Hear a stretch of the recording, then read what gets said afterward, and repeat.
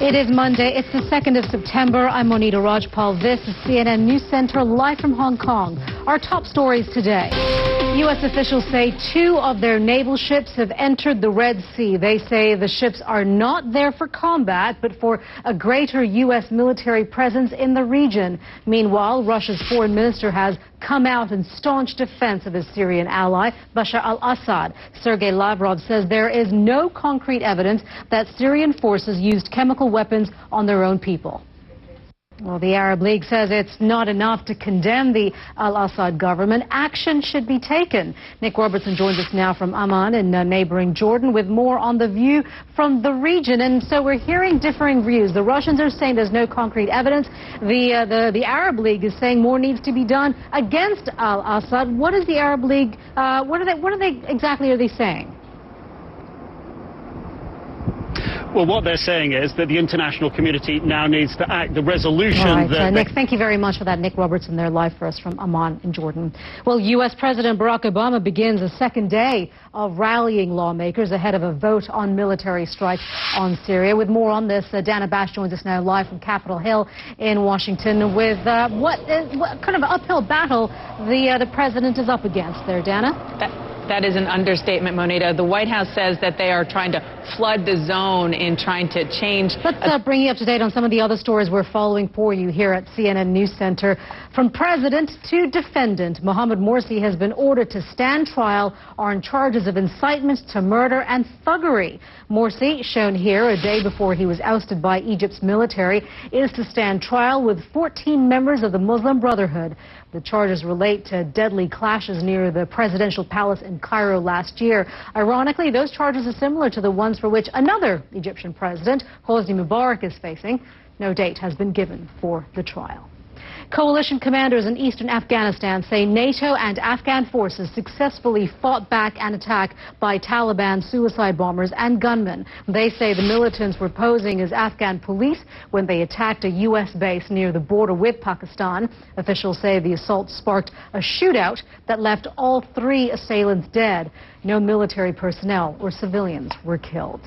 A suspected drug lord has been arrested in Mexico. That's according to a state-run news agency.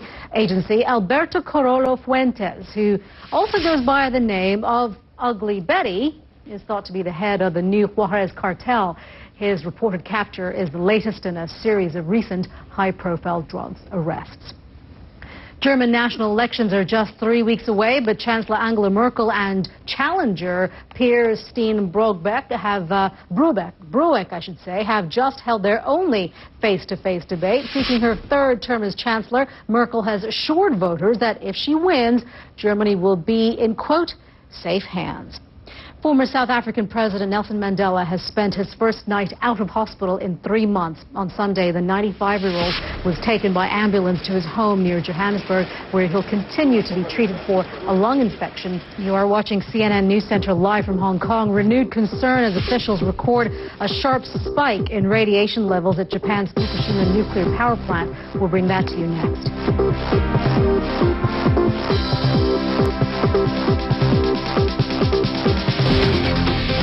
You are watching CNN News Center live from Hong Kong. I'm Monita Rajpal.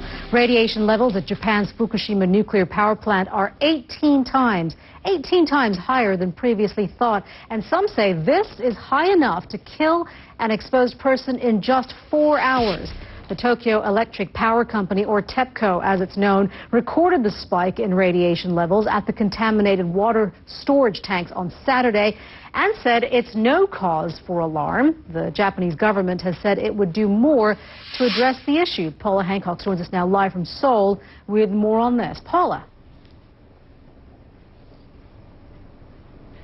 Well, Monita, this is really just the latest in a number of setbacks that we've been hearing from TEPCO over the past couple of years. Right, Paula, thank you. Paula Hancock's there live for us from Seoul. Dozens of people have been injured and buildings have been flattened by a tornado in Japan.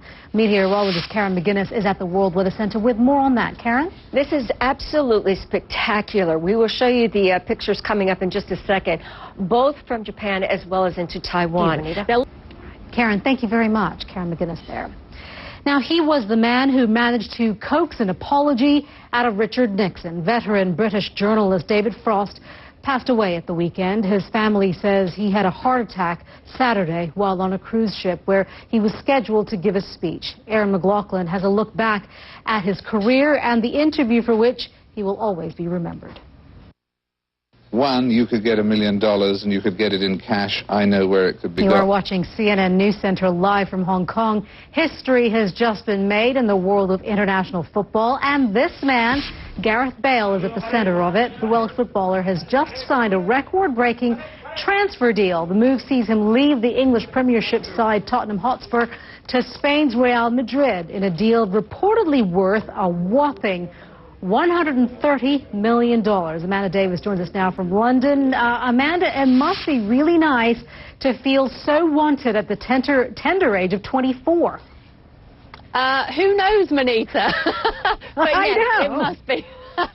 I'd say his side's defeat to Arsenal, but as is often the case, when one of these moves goes through, there's then a domino effect and lots of other things start happening in the transfer window. So deals that we also know have been completed as the hours count down. Kaká, he joined Real Madrid from AC Milan just 4 years ago. He's now heading back to Italy. A former World Player of the Year said he didn't. Well, Amanda, all I can say is that I'm sure all the fans are hoping that he's worth it. It's a lot of money. That's an understatement, I know, but it is a hell of a lot of money. Amanda Davis there in London, watching it all for us. Thank you so much. You are watching CNN News Center. I'm Monita Rajpal, live at CNN Hong Kong. Thank you for joining us. I'll update you the news headlines in just a couple of minutes.